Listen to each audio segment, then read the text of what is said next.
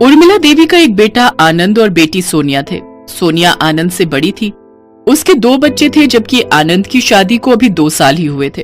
उर्मिला देवी अपनी बहू कोमल से ज्यादा अपनी बेटी पर ध्यान देती थी और अपनी बेटी और बहू में बहुत फर्क करती थी।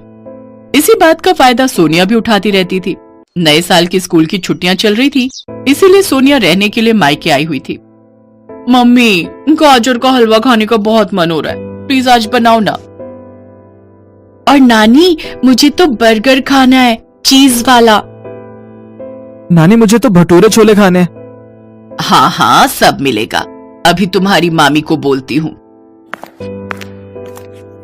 कोमल बहू, बात सुनो, एक काम करो, वो सब्जी वाला निकलेगा ना, तो उससे गाजर और बाकी सब्जियां ले लो। आज इन सब की हलवा और छोले भटूरे बर्गर न जाने क्या क्या खाने की फरमाइश है। ठीक है मम्मी जी, भैया अभी निकलेगा तो ले लूंगी। कोमल को काम पर लगाकर उर्मिला देवी अपनी बेटी सोनिया के साथ छत पर धूप में जाकर बैठ गई। बच्चे बार बार नीचे जाते और कोमल से किसी न किसी चीज की फरमाइश करते रहते। कोमल ने अकेले ही हलवे के लिए गाजर को घिसकर तैयार किया। उधर छोले बनाए, भटूरे तले, साथ में बर्गर भी तैयार किए। कम से कम 4 से 5 घंटे कोमल रसोई में ऐसे ही काम करती रही। उसको बिल्कुल भी फुर्सत नहीं थी। जब सारा काम निपट गया तब सोनिया रसोई में गई। अरे भाभी, आप तो अकेले ही लगे हुए हो, लाओ मैं कुछ करवा देती हूँ। बस हो गया दीदी, आप और बच्चे बैठो, मैं गरम गरम परोस देती हूँ। मैं तो मोटी हो जाऊंगी, यहाँ तो कोई मुझे काम ही नहीं करने देता। तभी तो मुझे मायके में रहना पसंद है, यहाँ आकर कोई काम ही नहीं करना पड़ता। अरे तो मायके आई है, माँ के घर तो कोई काम थोड़ी करेगी, आराम करने ही तो आई है। काम करने के लिए तेरी भाभी है ना, चल मेरे कमरे में ही आजा, वहाँ आराम से बैठकर टीवी देखेंगे। कोमल, हम सबका खाना कमरे में ही लगा दो। कोमल सबके लिए खाना लगाती है। इसी तरह से वो दिन रात अकेले ही काम करती रहती और थक हार कर सो जाती। सोनिया को आए हुए 1 हफ्ता हो चुका था। नया साल आने वाला था, इसलिए सोनिया नए साल पर अपने ससुराल वालों को खाने पर बुलाने के लिए कह रही थी। मम्मी, एक काम करो ना, आप ही मेरे सास ससुर को फोन कर दो कि नए साल की रात खाना यहीं खा लेंगे सब मिलकर, वरना बोलेंगे कि मैं यहाँ आ गई हूँ और उन्हें पूछ नहीं रही। आप उन्हें यहीं बुला लो, कम से कम उनके मुंह तो नहीं बनेंगे ना। हाँ हाँ, चिंता मत कर, मैंने तेरे बाबूजी को बोल दिया है, वो उन्हें फोन कर देंगे। और क्या क्या उनके लिए खाने में बनवाना है वो भी बता दे, कोमल बना देगी। मैं आनंद को कह देती हूँ, सामान ले आएगा। मैंने फोन कर दिया, वो लोग 31 दिसंबर की रात को खाना यहीं खाएंगे। अच्छा, मैं सोच रहा था उर्मिला, खाना बनाने के लिए बहू के साथ किसी को बोल दे, क्योंकि वो अकेली इतना खाना कैसे बनाएगी। नहीं पापा, बाहर से किसी को भी खाना बनाने के लिए मत बुलाना। मेरे सास ससुर बहुत वहमी है, अगर उन्हें पता चला कि कोई बाहर वाला खाना बना रहा है तो वो बिल्कुल नहीं खाएंगे। वो तो हलवाई के हाथ का भी खाना पसंद नहीं करते। मैं भाभी के साथ हेल्प कर दूंगी, टेंशन मत लो। चलो ठीक है, जैसी तुम्हारी मर्जी। आनंद बेटा, नए साल की पार्टी के लिए थोड़े नाश्ते का सामान ले आना। सोनिया के ससुराल वाले आएंगे तो उनके आगे रख देंगे। ठीक है मम्मी, मैं शाम को लेता आऊंगा। सोनिया, कोमल को बता दे कि क्या क्या बनाना है, तेरी सास को क्या क्या पसंद है। मम्मी, वो सब बहुत चटोरे हैं। मेरी सास बोल रही थी कि मेरी ननद भी रहने आई हुई है, तो अब वो भी साथ आएगी। इसका मतलब हमें उनका भी खाना तैयार करना है। अरे तू चिंता मत कर, कोमल सब बना लेगी। तू अपना नया साल एंजॉय कर, रसोई में घुसने की कोई जरूरत नहीं है। ससुराल जाकर भी तूने काम ही करने हैं। सोनिया और उसकी मम्मी दोनों ही रसोई के काम की सारी जिम्मेदारी कोमल पर छोड़ देती हैं। कोमल नए साल पर सबके लिए खाना तैयार करती है। सोनिया के ससुराल के सभी लोग नया साल मनाने के लिए आ जाते हैं। कोमल ने इतना स्वादिष्ट खाना बनाया था कि सब बहुत तारीफ करते हैं। खाना बहुत ही स्वादिष्ट बना है और दाल मखनी और मेथी आलू की सब्जी तो मुझे बहुत पसंद आई। मुझे तो पनीर बटर मसाला बहुत स्वादिष्ट लगा। वैसे ये सब आपने अकेले बनाया कोमल भाभी? नहीं नहीं, सोनिया दीदी, मम्मी जी और मैंने, हम तीनों ने मिलकर ही बनाए हैं। और पनीर बटर मसाला तो सोनिया दीदी ने बनाया था। बाकी मेथी आलू की सब्जी तो मम्मी जी बहुत अच्छी बनाती हैं, तो मेथी आलू में छौंक उन्होंने दिया था।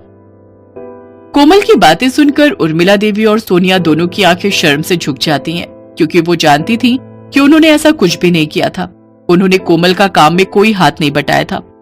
सब लोग नए साल की पार्टी के बाद घर चले जाते हैं। सोनिया अभी एक दिन और रुक गई थी। अगले दिन कोमल की कमर में बहुत दर्द था। कोमल, एक काम करता हूँ, मैं ऑफिस से छुट्टी ले लेता हूँ। तुम्हारी कमर में दर्द है, तुम चलो, मैं तुम्हें डॉक्टर को दिखा लाऊं। तुम रहने दो आनंद, मैं भाभी को डॉक्टर के पास ले जाऊंगी। और भाभी, आपकी तबीयत ठीक नहीं है, इसलिए मैंने 2-3 दिन और रुकने का फैसला कर लिया है। जब आपकी तबीयत ठीक हो जाएगी तब मैं चली जाऊंगी। वैसे भी बच्चों की स्कूल की छुट्टियां आगे बढ़ गई हैं। हाँ हाँ बेटा, तू चिंता मत कर, घर का काम मैं और सोनिया संभाल लेंगे, तू बस आराम कर। अपनी सास और ननद की प्यार भरी बातें सुनकर कोमल बहुत खुश होती है। वो इसी प्यार को तो तरस रही थी। आनंद, एक काम करते हैं, मैंने सुना एक नई मूवी आई है, नए साल पर रिलीज हुई है। भाभी की तबीयत आज थोड़ी ठीक हो जाए तो तू कल की टिकट बुक कर दे, हम लोग कल मूवी देखने चलेंगे। मम्मी पापा आप सब भी चलना, नए साल पर हम पूरा परिवार घूमने चलेंगे और कल डिनर भी हम बाहर ही करेंगे। मैं इन्हें भी फोन कर देती हूँ, ये भी आ जाएंगे। उर्मिला देवी अपने पूरे परिवार के साथ नए साल पर मूवी देखने जाती है। नए साल पर उर्मिला देवी ने अपने आप से वादा किया कि अब से बहू और बेटी में बिल्कुल भी फर्क नहीं होगा।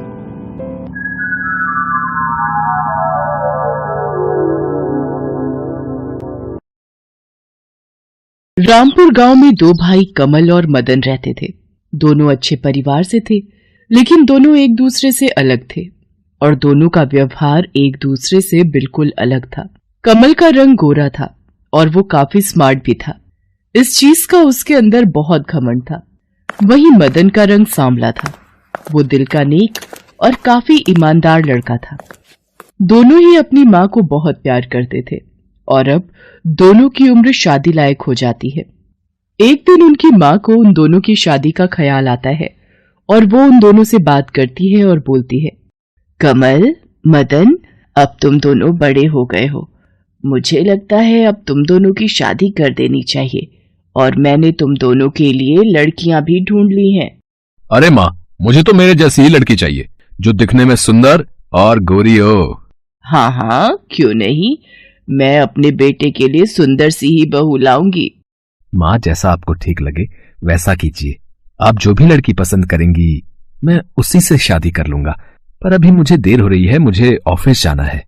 इतना कहकर कमल और मदन दोनों अपने अपने काम पर चले जाते हैं और कुछ ही दिनों बाद सुषमा अपने दोनों बेटों की शादी करा देती है। कमल की पत्नी अंजलि सुंदर और अमीर थी, वहीं मदन की पत्नी नैना काली और सुशील थी। लेकिन सुषमा को सिर्फ गोरे और सुंदर लोग ही पसंद थे, इसलिए सुषमा अपनी बहू अंजलि से बहुत प्यार से बात करती थी, लेकिन नैना से नफरत करती थी क्योंकि वो काली थी। एक दिन अंजलि अपनी देवरानी नैना से बोलती है, नैना, तुम घर का सारा काम कर लेना, मैं पार्लर जा रही हूँ। मेरी स्किन बहुत खराब हो गई है और मैं नहीं चाहती कि इसका मेरी सुंदरता पर थोड़ा सा भी असर हो।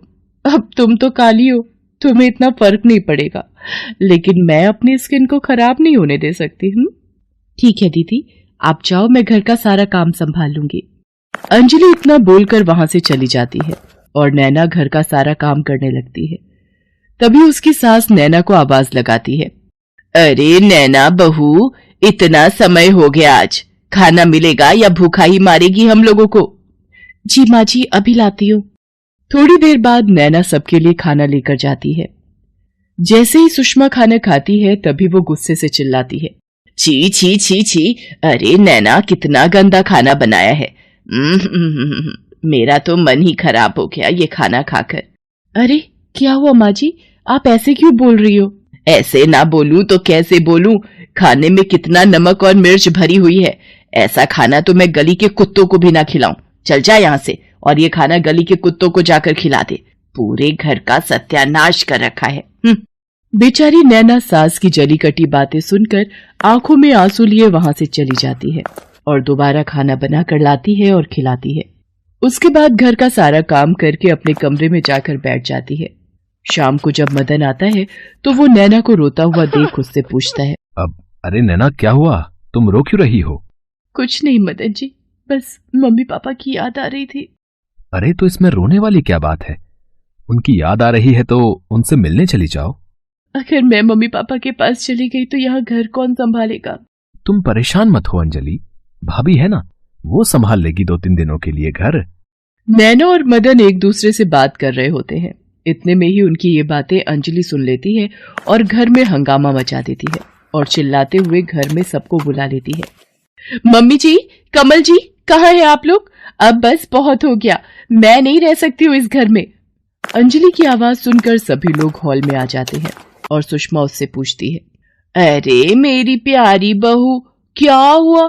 क्यों चिल्ला रही हो इतना? देखो ना मम्मी जी, देवर जी अपनी हीरोइन से बोलते हैं कि तुम अपने मायके चली जाओ और यहाँ का सारा काम नौकरानी की तरह मैं करूंगी। मुझे तो यहाँ नौकर बनाकर लाया गया है।